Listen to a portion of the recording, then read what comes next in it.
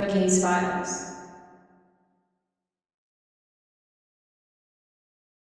This incident happened in the fall of 1983 at Gross Boot in the Mount Rainier National Forest in Washington State. My youngest son and I were on a camping trip, and we had gone out hiking that day. We were walking along a gravel road, planning to follow it back to our camp. As we came around a bend, we saw our Chevy coming towards us, with my wife and our oldest son inside. They were packed up and ready to go home. Our oldest son, who was 12 years old at the time, told us that he had found large bare footprints that had circled our tent. He showed the prints to his mother, and that immediately created an urgent need for her to leave the woods, and that was her last camping trip. If the tracks were a hoax, then it was a very good one. The ground was cold and extremely firm, and we had not even left visible prints ourselves. Whatever left those tracks was not just large, judging by the size of the 18-inch long footprints, but heavy as well. These prints sank a good inch into the nearly frozen dirt, and to this day, my oldest son has remained a firm believer in Bigfoot. The following details are based on what my son later explained and what we all observed during that trip. We had always been an outdoors family. We camped and hiked often and had visited many local wilderness areas over the years. On this particular trip, the weather was cold and cloudy, and the ground was frosted and nearly frozen.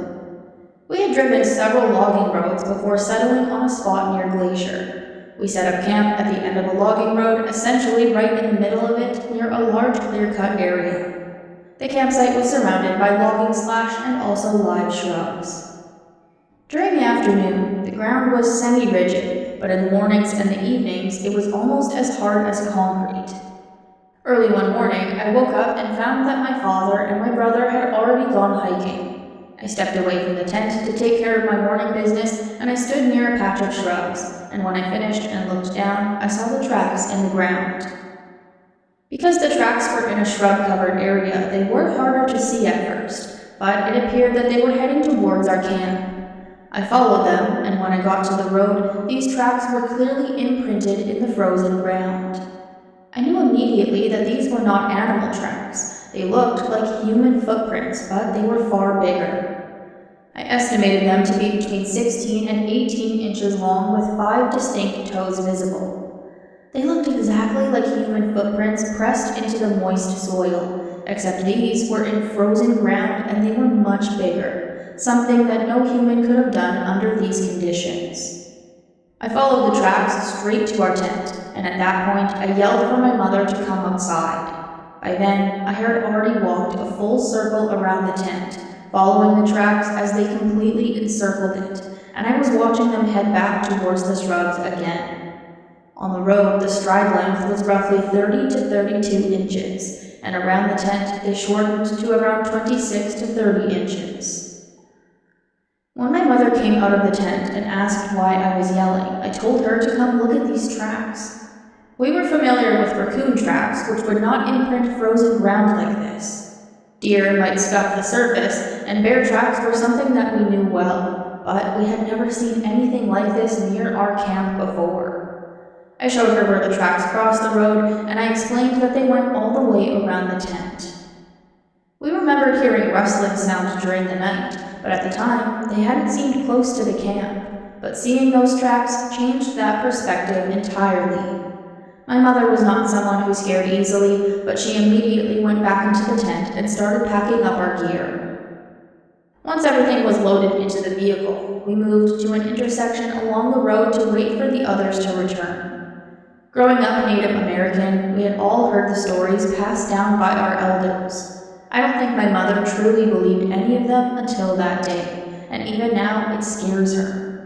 She was a tough, experienced outdoorswoman who scuba dived, hiked, biked, and canoed. We spent a great deal of time in remote places, and fear was never something that usually drove her decisions. That morning, however, it did. When I was around 13 years old, I went deer hunting with my father and several of his friends in the Tahoma State Forest west of Mount Rainier. I was walking with my father along a road that ran under a very large hill, almost a mountain.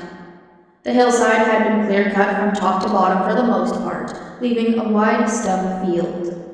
We were watching a group of our friends who were standing on a large rocky outcropping higher up on the hill. They were waving to us, and we were waving back. It was a clear day with very good visibility, and as I watched them, I noticed something moving to their right at roughly the same elevation on the hillside about 1,000 yards away. What I saw was a very large black creature walking on 2 legs across the stump field, heading straight towards where our friends were standing. What I really noticed was how fast it was moving. It crossed roughly half that open field in about 5 minutes. I had walked across that same area before, and it had taken me at least half an hour. The ground was littered with stumps, debris, and tangled brush, and it was difficult terrain, even for someone who was in good shape. This thing walked upright the whole time, and it stopped around 3 times as I watched. On one of those stops, it bent down and appeared to reach towards the ground, as if it was picking something up or examining something.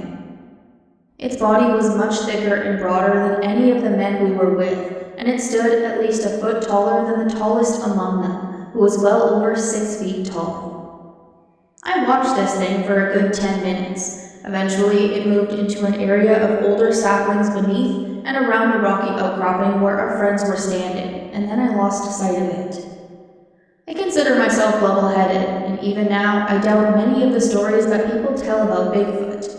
But still, when I look back on that day, I can't ignore that something unusual was up there with us. I tell this story to my nieces and my nephews and to anyone who asks about it. Before I leave this world, I would hope to see another one of their kind again, but from a closer distance. In August of 1984, my father and I took a road trip down through California and Nevada, and then back north through eastern Washington state. I was 16 years old at the time. I had just gotten my driver's license, and my father let me drive part of the way, which made the trip feel like a big deal to me. We were traveling in a 1978 Ford pickup with a canopy on the back. The incident took place somewhere near Republic, Washington, north of the Colville Indian Reservation in the mountainous forested region of Ferry County. I don't really know the exact location beyond that. What I do know is that it was extremely dark that night, darker than anything I had experienced before. Aside from getting married years later, I have never been that scared in my life. Early on in the trip, I learned that sleeping in the canopy with my father was just not an option. He snored loudly enough that there was no chance of rest, so I started sleeping in the cab for most nights. On this night, we weren't looking for a campground. We weren't hungry, just tired, and any place to park and sleep would have been fine. We found ourselves high in the mountains, surrounded by thick woods. There was no moonlight at all. It was completely pitch black. My father spotted an old horse camp set back from the road and pulled the truck about 100 yards off to the side. There was one other camper parked roughly 50 yards away. My father got out of the cab and climbed straight into the canopy to lie down. I told him I was going to sit up for a bit, and I wandered over to the picnic table nearby, put on my headphones, and I tried to settle my mind.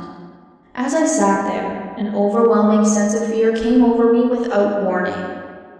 I started looking around, but the darkness was so complete that I couldn't see more than 7 or 8 feet in any direction.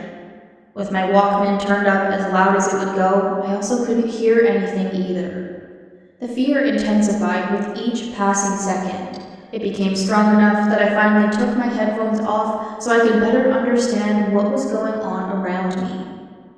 The silence was unsettling. This was not normal quiet. I had the unmistakable feeling that I wasn't alone and that something was watching me. I tried to dismiss it, and I told myself that I was probably just tired. I decided to go to bed and remove myself from whatever was causing this fear. As I walked back to the truck, though, I kept looking over my shoulders. I could hear my father snoring, and I knew that he was asleep, so I opened the passenger side door and the dome light came on. Even with the light, I could only see about 3 feet around me. With the door open, I started taking off my shoes, when a strong instinct told me to stop and just get inside the cab and close the door. I finished undressing once I was inside, climbed into my sleeping bag, and then positioned myself across the cab. I was pretty tall for my age. My feet were towards the steering wheel, and my head was towards the passenger door. The top of my head touched the armrest, and if I wiggled my toes, they brushed the driver's side door. There was absolutely no extra room.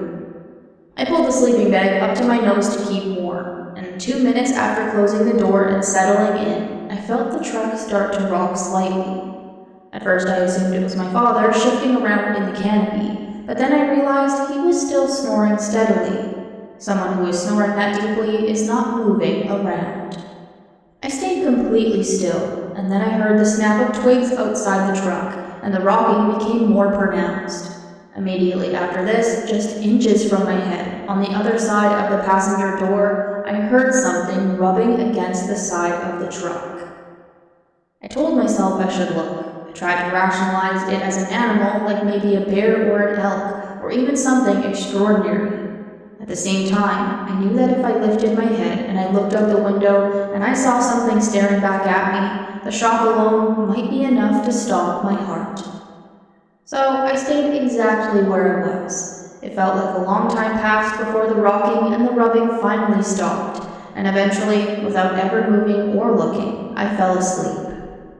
The next morning, my father woke me up in good spirits, commenting on how nice the morning was and asking how I slept, and I told him what happened during the night. He laughed, slapped his thigh, and shook his head, completely brushing me off. But I didn't argue with him. Instead, I walked around the picnic table, behind the truck, and around the passenger side, and that's when I found thick, black, coarse hair that was caught in the side mirror brackets attached to the passenger door. There was no question that something had been standing right next to where my head had been, and whatever it was,